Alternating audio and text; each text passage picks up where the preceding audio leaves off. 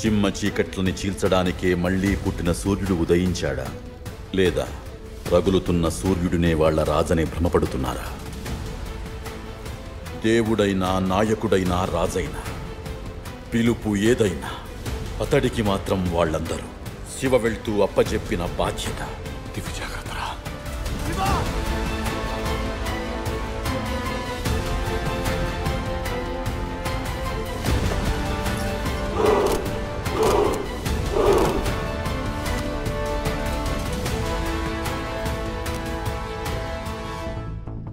అంతమంది పెంచుకున్న నమ్మకం